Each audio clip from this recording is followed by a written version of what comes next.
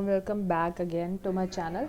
सो हमने प्रीवियस वाले वीडियो में हम लोगों ने जो कवर किया था वो हमने बहुत सारे क्वेश्चन कर लिए थे, बट इस वीडियो में मैं थोड़ा सा आपको सर्कल की थ्योरी स्टार्ट करवाना चाह रही हूँ बिकॉज आगे ना उसके क्वेश्चन आएंगे। ठीक है, तो फिर जब उसके क्वेश्चन आएंगे तो इतना होना चाहिए कि हम कर पाए। ठीक है ना।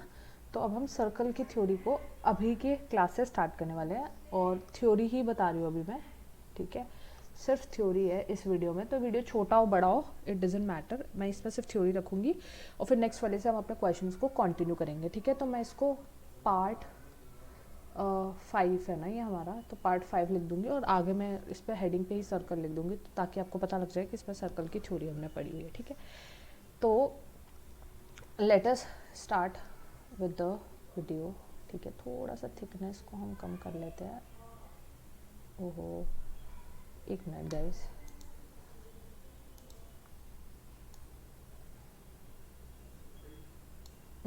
Is it okay? Let us see. तो मैं एक सर्कल बना रही हूँ। ठीक है, एक सर्कल है, मान लीजिए कोई भी एक सर्कल है। ठीक है, और इस सर्कल पे इस तरीके से एक एंगल सेंटर पे जा रहा है, एक एंगल इसके, एक एंगल सरकमफ्रेंस पे है ना, एक यहाँ पे एंगल बन रहा है, एक यहाँ पे एंगल बन रहा है। तो सर्कल के जो आर्क द्वारा, ये एक आर्क है। ठीक है, आर्क क्या होता है? एक पार्ट होता है सर्कल का, जैसे ये हो गया। ठीक है ना, सर्कल था ये पूरा ऐसे, इसका एक पार्ट ले लिया तो ये आर्क है। ठीक है, this is called an arc. तो जो आर्क द्वारा एक सेंटर पे सबटेंड हुआ आर्क, एक एंगल और एक सरकमफ्रेंस पे हुआ है, तो जो सेंटर पे हुआ है वो हमेशा, अगर ये थीटा है तो ये 2 थीटा होता है। ठीक है, ये थीटा होता है, 2 थीटा होता है, यानी कि जो भी सरकमफ्रेंस पे होगा, ठीक है, सरकमफ्रेंस पे जो होगा वो हमेशा थीटा होगा, और जो भी सेंटर पे सबटेंड हुआ होगा वो हमेशा ट्वाइस ऑफ थीटा होगा। यानी कि अगर मान लीजिए यहाँ पे मेरे पास अगर 32 डिग्री है तो यहाँ पे 64 डिग्री हो जाएगा, है ना। तो इस तरीके से ये चलता है। ठीक है, ऑलवेज। ऑल्सो एक एक मैंने आपको प्रॉपर्टी बताई थी पहले ही लाइन्स एंड एंगल्स में, वो हम यहाँ पे भी अप्लाई करते हैं कि अगर एक सर्कल है, ठीक है, इसमें ये 2 कॉर्ड्स हैं। ठीक है, कॉर्ड्स में, कॉर्ड्स द्वारा एंगल बनाए गए हैं, सेंटर के थ्रू होता हुआ ये ऐसे जा रहा है और ये यहाँ से ऐसे जा रहा है। तो अगर ये वाला एंगल थीटा है और ये वाला एंगल भी फिर थीटा होगा। ठीक है, ये दोनों एंगल्स जो होते हैं इक्वल होते हैं। ठीक है, ये चीज़ मैंने एक बताई थी। ठीक है वो इसमें भी वैलिड होगी। और जब भी एक सर्कल के अंदर, एक सर्कल के अंदर अगर कोई भी डायमीटर है, ये मान लीजिए सर्कल का, इससे मैं एक ऐसे ट्रायंगल बना रही हूँ कॉर्ड और डायमीटर से, तो ये वाला जो एंगल होगा, ये वाला एंगल जो सरकमफ्रेंस बनेगा ये हमेशा 90 डिग्री होगा। ठीक है, always, this is always going to be 90 degree. ठीक है, ये वाला एंगल जो होगा this is going to be 90 degree. ठीक है, इतना समझ आ रहा है? अगर इतना आ गया है तो ये देखो, ये हमारा सेगमेंट था। ठीक है ना, एक सेगमेंट था। ठीक है, इस सेगमेंट द्वारा जब भी सरकमफ्रेंस पे जो एंगल बनेगा, सेगमेंट से सरकमफ्रेंस पे जो एंगल बनेगा, that is always going to be 90 degree, 90 degree always. ठीक है, ये क्लियर हुआ? इतना क्लियर हुआ तो अब हम आगे बढ़ते हैं नेक्स्ट पार्ट पे। अभी मैं आपको सिर्फ और सिर्फ थ्योरी के सारे पॉइंट जो कि सर्कल से रिलेटेड है वो करा रही हूँ। ठीक है, उससे क्या हो जाएगा ना कि एक आपका थ्योरी का एक बहुत बड़ा पोर्शन कंप्लीट हो जाएगा, तो उससे फिर हम सिर्फ क्वेश्चंस पर रह जाएंगे। फिर सारे क्वेश्चंस कर लेंगे सर्कल के, ट्रायंगल के। हाँ, ठीक है, सॉरी ना। अब हम थोड़ा सा हम किसके बारे में पढ़ लेते हैं, कॉर्ड्स के बारे में पढ़ लेते हैं। ठीक है, तो जो कॉर्ड्स है ना, कॉर्ड्स में क्या होता है कि अगर सर्कल में कोई भी जैसे एक सर्कल है मेरे पास। ठीक है, इस सर्कल से, ये एक सेगमेंट है सर्कल पे, तो जो सेंटर से परपेंडिकुलर जो बनता है इसको हम लोग क्या कहते हैं, ये हमेशा परपेंडिकुलर होगा किस पे, सेगमेंट पे, इसको हम कॉर्ड कहते हैं। ठीक है, इसको, इस चीज़ को हम क्या कहते हैं, कॉर्ड। ठीक है, मान लीजिए कोई भी अब कॉर्ड है, ठीक है, जो कि हमेशा परपेंडिकुलर रहती है सर्कल पे, तो उसको हम लोग हमेशा कॉर्ड कहते हैं। ठीक है, तो अगर मान लीजिए मेरे पास एक सर्कल है जो कि एक बहुत ही भद्दा सर्कल बना है, तो मैं एक काम करती हूँ, एक बार से इसको थोड़ा सा इरेज कर देते हैं, है ना। अब देखते, देखो ये एक सर्कल है मेरे पास। ठीक है, अब इस सर्कल पे ये सेंटर है, ऐसे दो कॉर्ड्स बनी है जो कि परपेंडिकुलर है, ठीक है। अगर ये परपेंडिकुलर है और ऐसे सेंटर पे मिल रही है, ठीक है, यहाँ से परपेंडिकुलर है, ये ऐसे सेंटर पे मिल रही है, तो ये कनेक्टेड है, ठीक है। तो ये वाला एंगल और ये वाला एंगल, ठीक है, ये इक्वल होंगे और ये इसके इक्वल भी होगा, ठीक है। ये कॉर्ड इक्वल होंगे, equal chords at equal distance. Equal chords है तो इक्वल डिस्टेंस होगा, ठीक है, और इक्वल डिस्टेंस होगा तो एंगल्स भी इक्वल होंगे, ठीक है, जो कि मैंने अभी यहाँ पे जैसे थीटा और ये थीटा, ठीक है। तो इससे क्या हो जाएगा, जब भी इक्वल डिस्टेंस पे होती हैं, या तो इक्वल डिस्टेंस पे होंगी तो इक्वल कॉर्ड्स हो जाएंगी, या इक्वल कॉर्ड्स होंगी तो इक्वल डिस्टेंस हो जाएगा। दोनों केसेस वैलिड है, ठीक है। अब जैसे कि इसी का ही एक केस ले लेते हैं। ये एक सर्कल है मेरे पास, ठीक है। अब ये दो कॉर्ड्स हैं, ठीक है, दो कॉर्ड्स है। अब मेरे को ये पता है कि ये दोनों कॉर्ड्स है जो वो इक्वल है, तो इसका मतलब कि उनका जो डिस्टेंस होगा उन दोनों के बीच का, ठीक है, अगर ऐसे हम डिस्टेंस देखेंगे इसका कॉर्ड्स के बीच का डिस्टेंस, तो ये डिस्टेंस और ये जो डिस्टेंस है दोनों का, ये भी इक्वल होगा, ठीक है, ये भी इक्वल होगा, ठीक है। और ये 90 डिग्री बनाता है हमेशा, ये मैंने आपको बता ही दिया था आप लोगों को। थोड़ा सा मेरे को सीधा बनाना चाहिए था, 90 डिग्री बना देता है। तो इससे हमको, अगर ये O है मेरे पास और ये A है, ये P है, ये C है,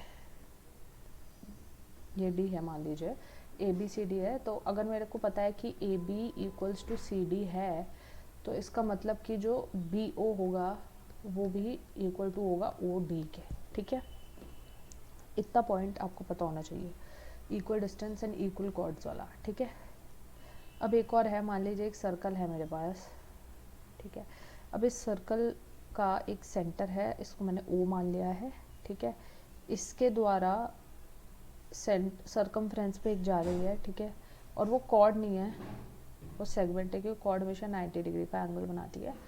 तो ये वाले जो एंगल होंगे, ये क्या है, ये एक एंगल बाइसेक्टर है। अगर एंगल बाइसेक्टर है तो यहाँ पे जो ये एंगल होगा A, वो थीटा और थीटा में दो इक्वल एंगल्स पे डिवाइड हो जाएगा, और जब इक्वल एंगल्स पे डिवाइड होएगा तो इसकी ये जो साइड है ये भी इक्वल हो जाएंगी, ठीक है।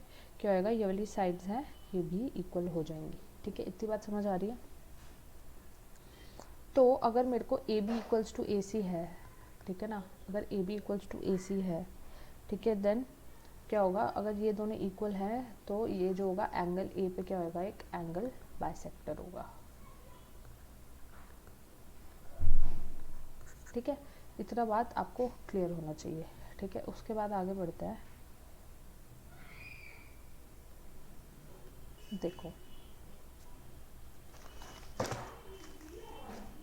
अब फिफ्थ पॉइंट है, 3-4 है इस पर एक ही में इंक्लूडेड। एक सर्कल है, ठीक है, एक सेंटर है, एक पॉइंट है P, ठीक है, कोई भी पॉइंट है, उससे ऐसे दो सेगमेंट्स या कॉर्ड है, ठीक है, दो टेंजेंट्स हैं। तो क्या होगा, ये A C P D ऐसा नाम दे देते हैं इसको, है ना, ABCD हो जाएगा ना फिर ये।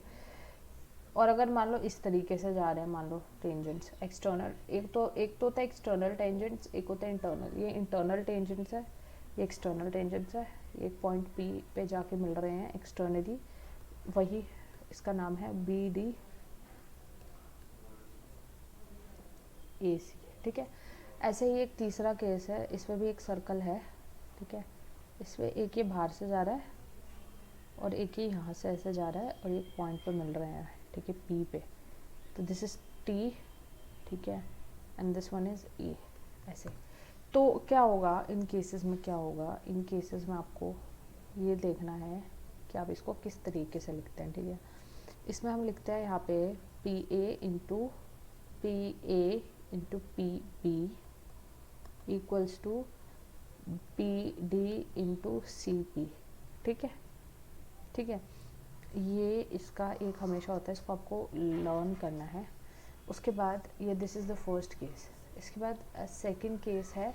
सेकंड केस में भी क्या होता है, सेकंड केस में जब एक्सटर्नल टेंजेंट होती है तो इसमें भी PA into PB, this one into whole equals to, ठीक है, PA इंटू PB था, राइट। इसमें ये P एक्सटर्नल हो गया अब, तो PA into PB is equal to PC into PD। ये रहेगा, ठीक है। ये इस पे भी यही सेम कंक्लूजन होता है इसी के जैसा, ठीक है। जब भी एक्सटर्नल हो, ये इंटरनल पे है, ठीक है, और ये एक्सटर्नल के केस में है, ठीक है। अब एक केस होता है जबकि आधी इंटरनल आधी एक्सटर्नल आ रही है, तो इसमें क्या करेंगे आप, पी टी का square is equal to P A into P B, ठीक है। पी ए इंटू ये पूरा बी है, ठीक है, P A into P B, P T का स्क्वायर, पी टी इस वाली साइड का स्क्वायर कर दिया है, is equal to P A का स्क्वायर प्लस पी बी का स्क्वायर, ठीक है। एग्जाम्पल दिया है बस, ठीक है। तो ये आप यहाँ से ये याद कर लेंगे, ये याद करना है, ये याद करना है, ये याद करना है, तीनों रिजल्ट्स को याद करना है, ठीक है।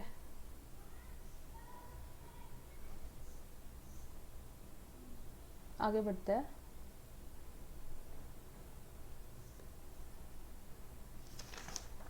नेक्स्ट मैं आपको क्या समझना चाहिए, ठीक है। अगर कोई भी कॉर्ड है वो रेक्टेंगल बना रही है सेम एरिया का, ठीक है, यानी कि एनी कॉर्ड, कोई भी कॉर्ड है, अभी हम इसका इंटरसेक्टिंग भी देखेंगे, कॉर्ड पे ही चल रहा है अभी हम, ठीक है। तो कॉर्ड है, ठीक है, आपको लिखना है कि rectangles made by chords with same area,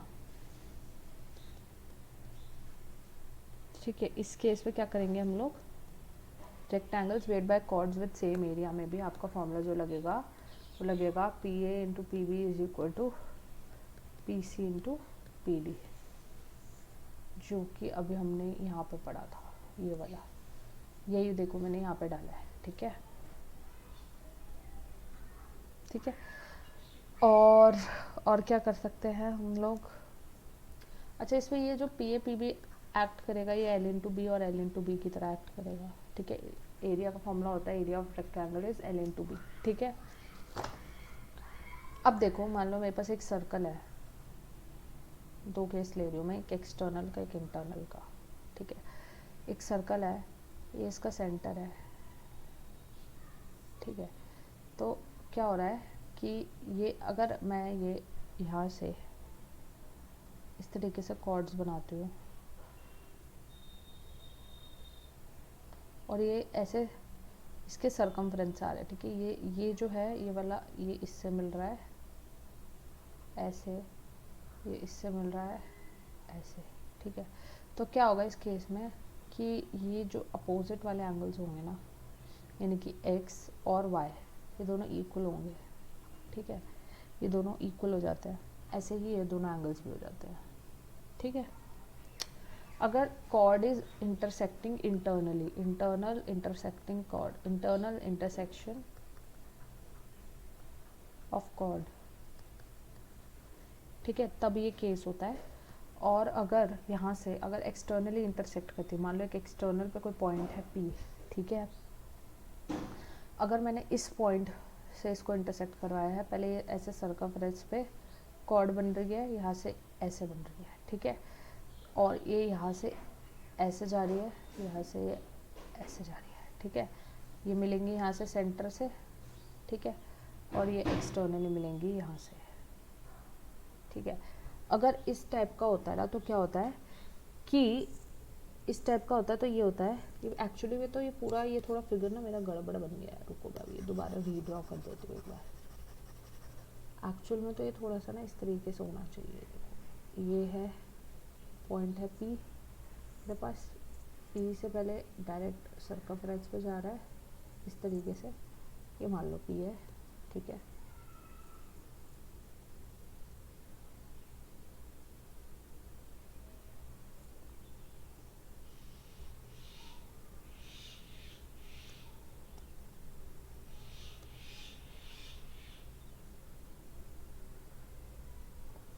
ठीक है, इस तरीके से।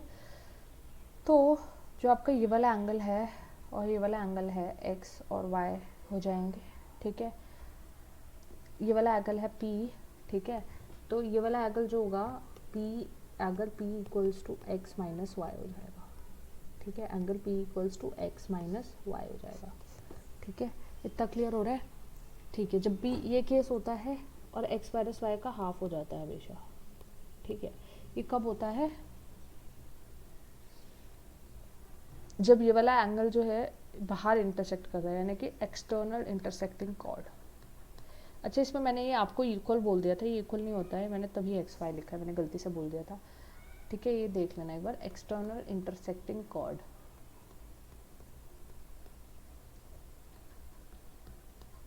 इस वाले केस में क्या होता है, ये x है, ये y है, तो ये वाला half into X plus X minus Y हो जाएगा। ठीक है, ये बात आपको क्लियर हो रही है इतनी?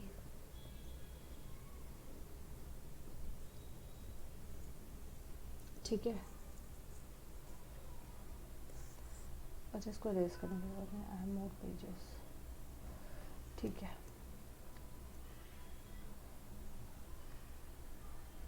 इतना होता है अगर क्लियर, तो मैं आगे बढ़ना चाहूँगी थोड़ा सा। ठीक है, मीडियंस का हमने पढ़ा है।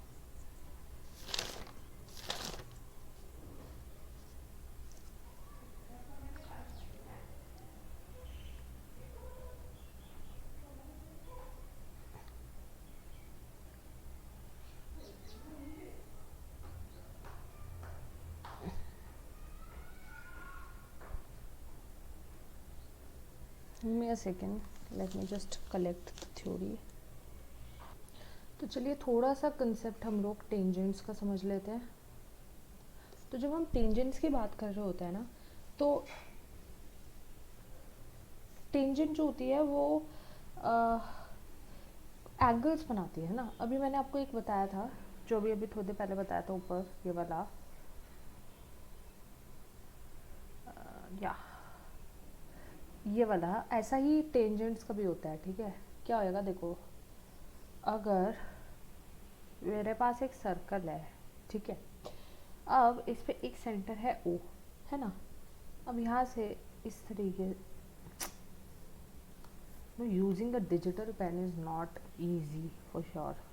ठीक है, ये ऐसे है, ठीक है, ये ऐसे इसके सरकमफ्रेंस को टच कर रहा है ये। ठीक है, और ये यहाँ से ऐसे ऐसे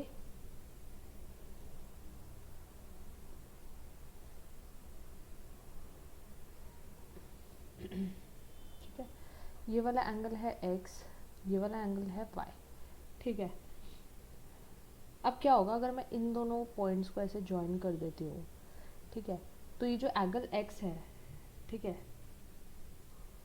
ये कंसेप्ट होता है ऑल्टरनेट टेंजेंट्स, ऑल्टरनेट का। ठीक है, इस पे क्या होता है कि अगर ये यहाँ पे है एंगल x, तो ये वाला हो जाएगा एंगल आपका, ये वाला एंगल और ये वाला एंगल। ठीक है, ये वाला एंगल और ये वाला एंगल, एक मिनट, हाँ ठीक है, ये वाला एंगल हो जाएगा आपका ये वाला एंगल। ठीक है, और यहाँ से ये वाला एंगल जो यहाँ पे इसके साथ ऐसे मीट कर रहा है, ये वाला एंगल। ठीक है, ये वाला एंगल हो जाएगा आपका x/2, ये वाला एंगल हो जाएगा आपका y/2। ठीक है, और मेरे को लग रहा है कि फिगर थोड़ा सा वो बन रहा है, तो मैं थोड़ा सा एक बार अच्छे से बना देती हूँ। ये सर्कल है, इस बार थोड़ा सा ये मतलब ये सेंटर ही मान लेना। ठीक है, और कुछ नहीं है, सेंटर ही है ऐसे। ठीक है, एंड ऐसे ये ऐसे टच कर रहा है सर्कमफ्रेंस को इस तरीके से। तो जो आपका ये वाला एंगल है और ये वाला एंगल है, ये अगर x है, ये अगर y है, ठीक है, तो ये वाला एंगल अगर मैं इन दोनों को ऐसे ज्वाइन कर दूँगी, तो ये वाला एंगल, ठीक है, और ये वाला एंगल, ये वाला एंगल हो जाएगा आपका y/2, ये वाला हो जाएगा आपका x/2। ये जो बात है, ठीक है, ये आपके क्या होता है, ये एक्सटर्नल एंगल्स है ना, एक्सटर्नल एंगल्स हैं। तो एक्सटर्नल एंगल्स में ये वाला तो हो जाएगा x/2। ठीक है, ये क्योंकि सेंटर पे है और ये सरकमफ्रेंस पे। आपको मैंने सेंटर और सरकमफ्रेंस वाली एक थ्योरम बताई थी फर्स्ट में ही। ठीक है, जिसमें मैंने बोला था अगर सेंटर पे बनता है तो 2 टाइम्स बनता है जो कि सरकमफ्रेंस पे बनता है उसके। अगर सेंटर पे x और y है तो सरकमफ्रेंस पे x/2 एंड y/2 हो जाएगा। इतनी बात क्लियर हो रही है? जब भी टेंजेंट एक्सटर्नली जाती है, ये वाला मत देखना, ये देख लेना, ठीक है। जब भी टेंजेंट एक्सटर्नली जाती है, इसको टच करते हुए एक पॉइंट पर मिलती है, ठीक है, तो ये दोनों टेंजेंट्स हमेशा इक्वल होती हैं, इसको हम बोलते हैं एक्सटर्नल टेंजेंट, ठीक है, एक्सटर्नल टेंजेंट, ठीक है। ऑल्सो एक और थ्योरम होती है इसकी कि एक अगर हमारे सर्कल में सेंटर से ये रेडियस है, ये भी रेडियस है ना, ठीक है। अब ये भी रेडियस है, अगर मैंने इसको थोड़ा सा एक्सटेंड कर दिया, ठीक है, अगर ये यहाँ से एक टेंजेंट जा रही है, ठीक है, तो ये मैंने थोड़ा सा ये एक्सटेंड कर दिया है, ठीक है, तो ये वाला जो पार्ट होगा जो मैंने एक्सटेंड किया है, यहाँ से इसको एक्सटेंड कर दिया, इसको मैंने ए मान लिया, ये एक्सटेंडेड पार्ट को, ठीक है, और इसको मैंने एच मान लिया इधर वाले एक्सटेंडेड पार्ट को, ठीक है, और ये 90 डिग्री पे बन रहा है, ठीक है। तो जो भी, अब एक डिस्टेंस तो देखो आपका ये है ना, ये पूरा, और एक ये है, तो जो भी मिनिमम डिस्टेंस जहाँ पर होगा ना, मिनिमम डिस्टेंस कहाँ पर है, यहाँ पे, यहाँ पे ऑफ कोर्स, तो जहाँ पर भी आपका मिनिमम डिस्टेंस होगा ना, उधर ही आपका परपेंडिकुलर बनेगा, वहीं पे आपका परपेंडिकुलर बनेगा, ठीक है। ये एक प्रॉपर्टी है, ठीक है, जहाँ पे भी मिनिमम डिस्टेंस होगा वहीं पे ही आपका एक परपेंडिकुलर क्रिएट होगा, ठीक है। हम अभी सर्कल के क्वेश्चंस पे आएंगे, ठीक है, और आपको क्या पढ़ना चाहिए मैं अभी बताती हूँ। अभी के लिए पूरा ये सर्कल मैंने आपको बता दिया है, ठीक है। तो 21 या 22 मिनट्स के अराउंड की वीडियो हो गई है, तो ये पूरा आप देखिएगा, आपकी पूरी थ्योरी क्लियर हो जाएगी, ठीक है। इससे आप लोग फिर क्वेश्चंस करेंगे। अब मैं नेक्स्ट वीडियो जो आ रही है उसमें हम क्वेश्चन से फिर से कंटिन्यू कर रहे हैं, ठीक है। तो आप जाइएगा, अभी क्या कीजिए, इस चैनल को सब्सक्राइब कर दीजिए, सब्सक्राइब बटन नीचे है, 1 सेकंड लगेगा, एक क्लिक करना है, ठीक है। उसके बाद आप एक लाइक छोड़ देना अगर आपको वीडियो समझ आ रही है।